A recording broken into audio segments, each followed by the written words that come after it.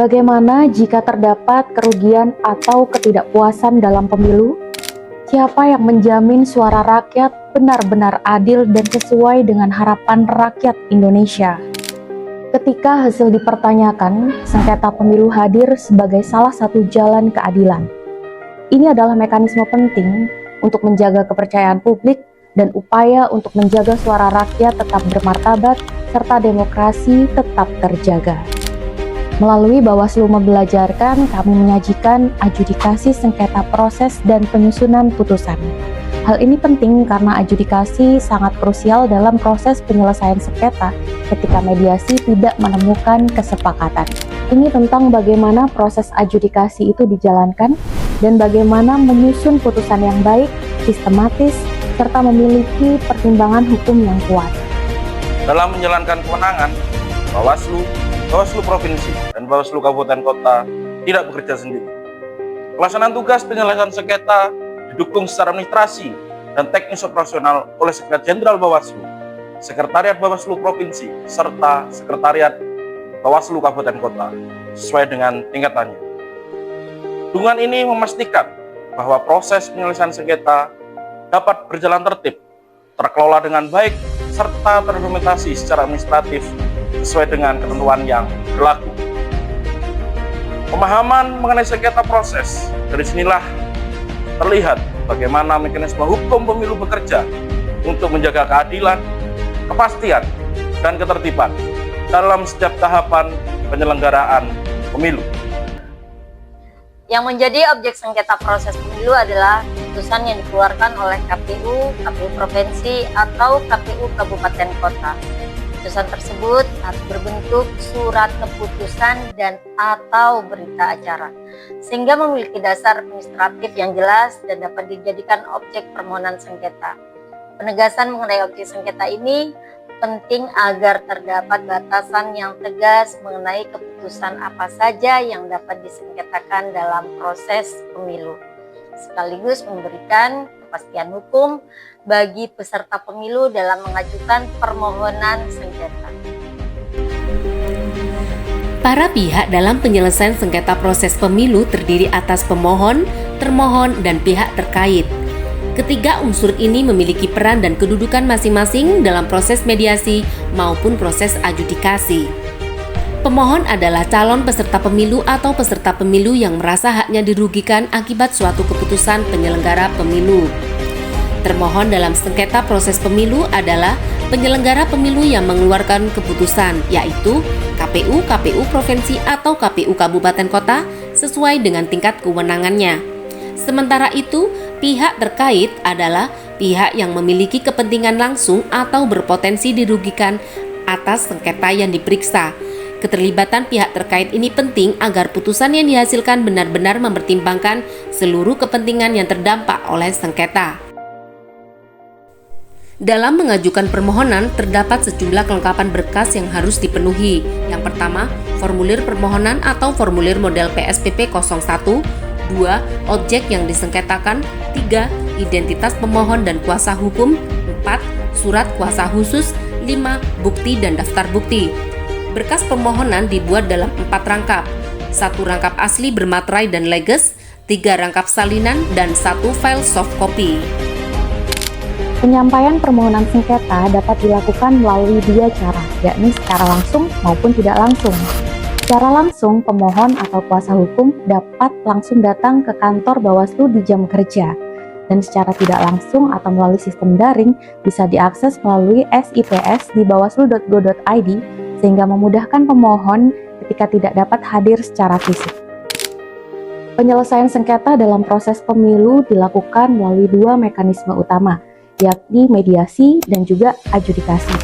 Kedua tahapan ini difasilitasi oleh Bawaslu guna memastikan setiap perselisihan dapat diselesaikan dengan adil, transparan, dan dilakukan sesuai dengan ketentuan perundang-undangan yang berlaku. Pasal 468 ayat 3 huruf B, Bawaslu Provinsi serta Bawaslu Kabupaten Kota memiliki kewenangan untuk menyelesaikan sengketa proses pemilu dengan cara mempertemukan para pihak yang bersengketa guna mencapai kesepakatan melalui mediasi atau musyawarah dan mufakat. Mekanisme ini menempatkan mediasi sebagai bentuk alternatif dispute resolution yaitu penyelesaian sengketa di luar proses persidangan yang menekankan dialog dan kesepahaman bersama. Mediasi menjadi wahana untuk mewujudkan win-win solution, sehingga para pihak tidak terjebak pada konflik yang berlarut-larut yang justru dapat memperburuk keadaan. Terlebih dalam konteks tahapan pemilu yang memiliki batas waktu yang sangat ketat. Dengan mediasi, penyelesaian sengketa dapat berlangsung lebih cepat tanpa harus menunggu proses persidangan yang formal. Dalam pelaksanaannya, mediasi memiliki sejumlah prinsip penting, yaitu dilakukan secara tertutup dan bersifat rahasia, dengan tetap menjaga netralitas mediator. Kuasa hukum para pihak hanya berperan sebagai pendamping, bukan sebagai pengambil alih perundingan. Kesepakatan yang dihasilkan tidak boleh bertentangan dengan peraturan perundang-undangan. Selain itu, mediasi dilaksanakan tanpa adanya kaukus atau pertemuan terpisah, berlangsung secara tepat, serta tidak dipungut biaya. Prinsip-prinsip ini memastikan bahwa proses mediasi berjalan efektif, adil, dan tetap berorientasi pada tercapainya kesepakatan bersama. Pelaksanaan mediasi dilakukan dalam jangka waktu paling lama 2 hari berturut-turut. Perhitungan waktu tersebut dimulai sejak permohonan sengketa dinyatakan diregister. Tahap pertama dimulai dengan penyampaian permohonan dan kronologis oleh para pihak yang bersengketa. Selanjutnya, para pihak memasuki tahap perundingan kesepakatan. Setelah kesepakatan dirumuskan, para pihak melakukan penandatanganan berita acara mediasi sebagai bentuk pengesahan hasil musyawarah yang telah dicapai. Jika para pihak tidak mencapai kesepakatan, proses mediasi dinyatakan tidak berhasil dan sengketa akan dilanjutkan ke tahap adjudikasi.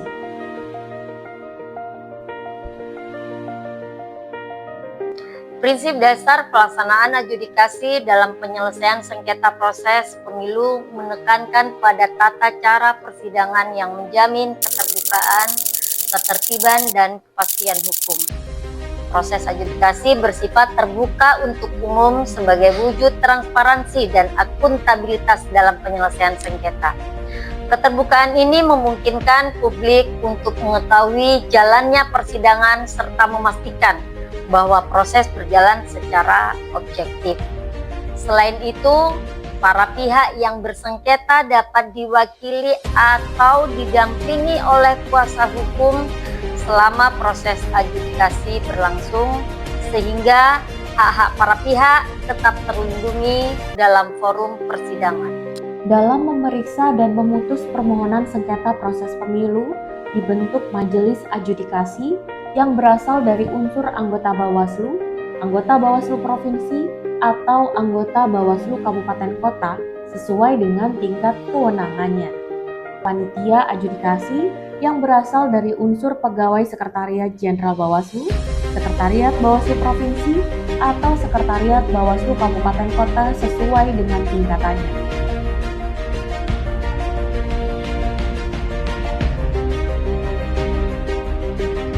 Untuk melaksanakan proses adjudikasi, Bawaslu terlebih dahulu melakukan sejumlah persiapan administratif yang bersifat wajib dan terstruktur. Langkah pertama yang dilakukan adalah menyampaikan surat panggilan adjudikasi kepada pemohon dan termohon.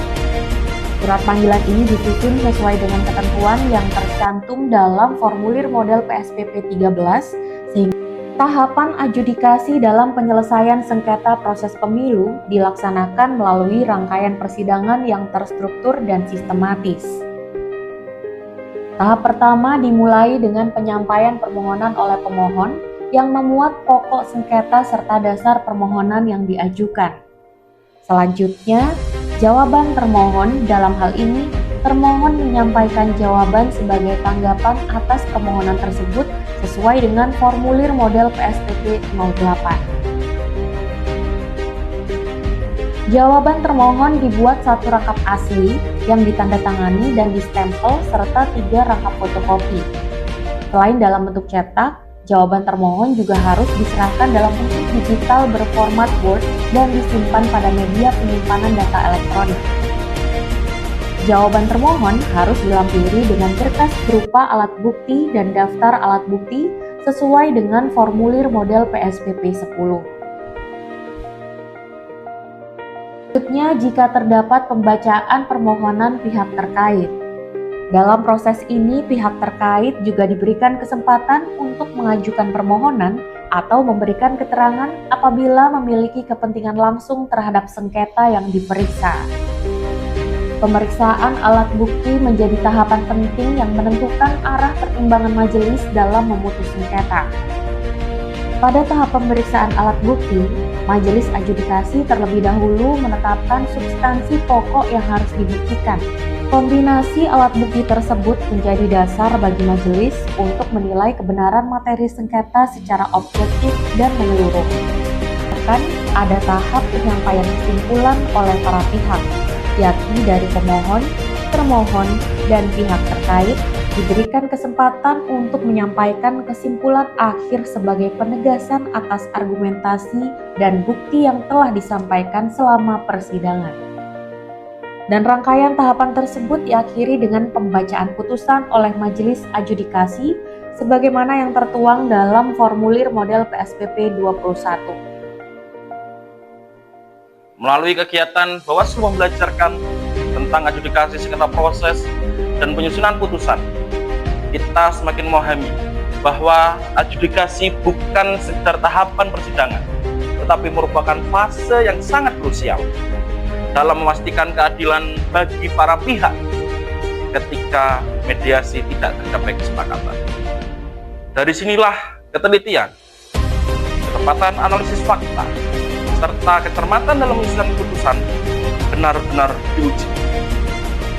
Putusan yang baik lahir dari proses adjudikasi yang tertib, objektif, dan berlandaskan hukum.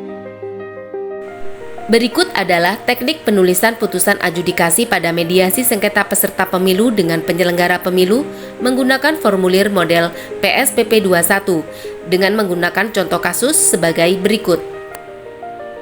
Penulisan bagian kepala putusan. Pada bagian kepala putusan dicantumkan lambang negara, nama lembaga, judul putusan, nomor putusan, dan irah-irah. Judul putusan dituliskan dengan menyebutkan tingkat dan lokasi Bawaslu yang mengeluarkan putusan. Sedangkan nomor putusan ditulis dengan nomor register sesuai ketentuan penomoran pada Bawaslu. Bagian identitas pemohon. Identitas pemohon diisi dengan nama pemohon, pekerjaan, kewarganegaraan, dan alamat pemohon. Apabila pemohon menggunakan kuasa, maka dituliskan identitas kuasa pemohon dengan menyantumkan nama kuasa, kantor kuasa, dan nomor surat kuasa. Setelah penjelasan tentang identitas pemohon dan kuasa pemohon, dituliskan keputusan KPU sesuai dengan tingkatannya yang menjadi objek sengketa. Identitas termohon.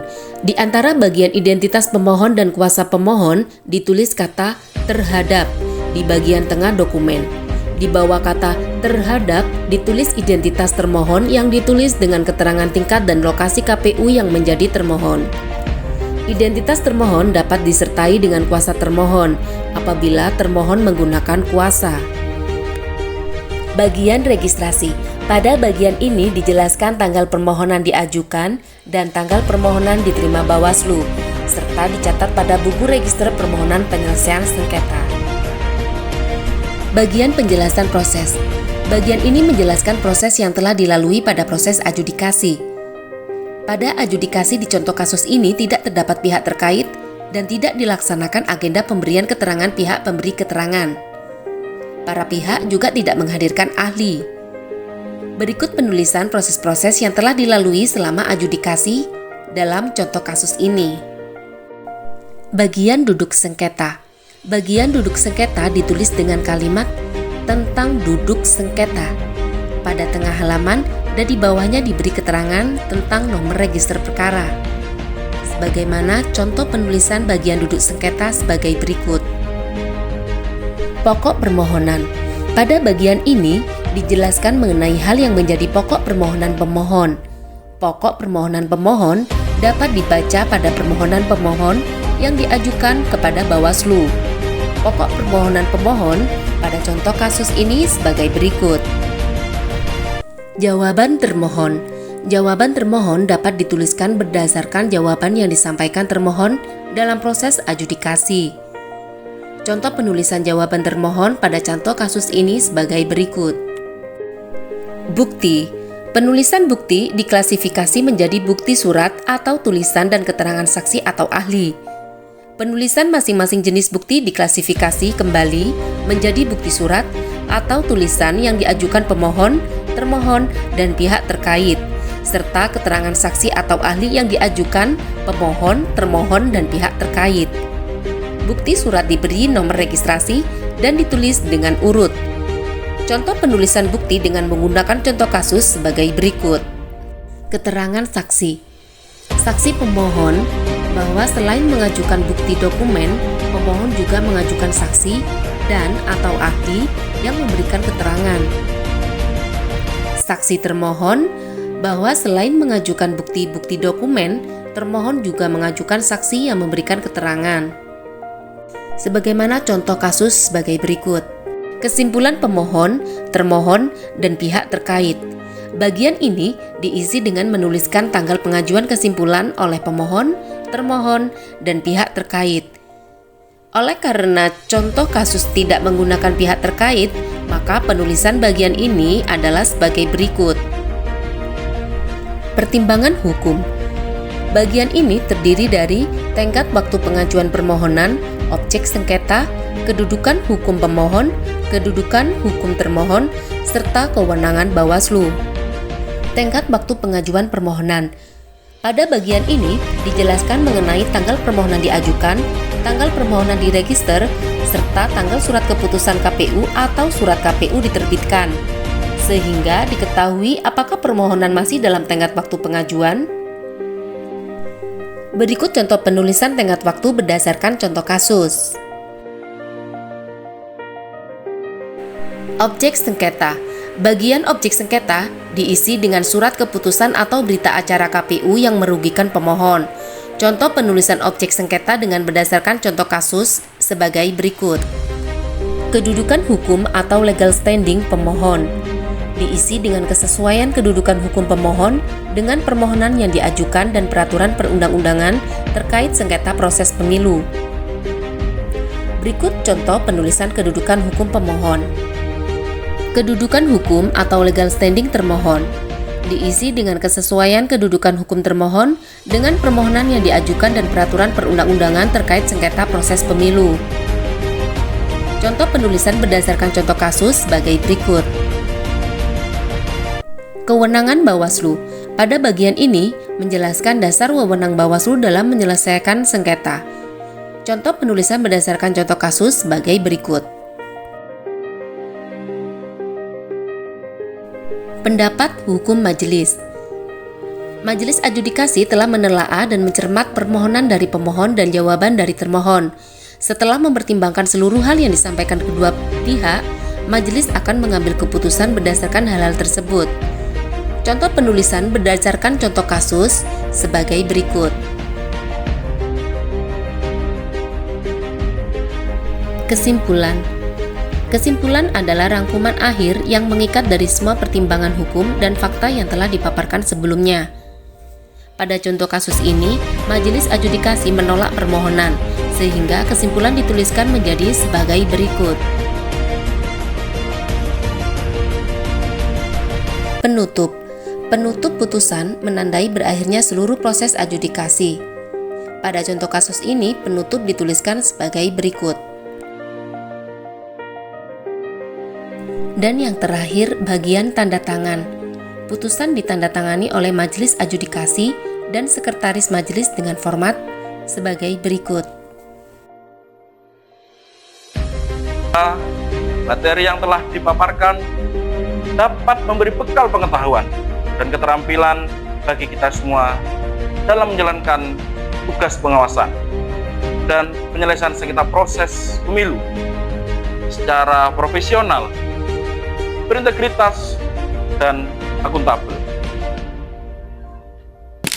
Pemahaman ini harapannya dapat memperkuat kapasitas dalam menjalankan kewenangan penyelesaian sengketa secara profesional, akuntabel, dan sesuai ketentuan peraturan perundang-undangan yang berlaku.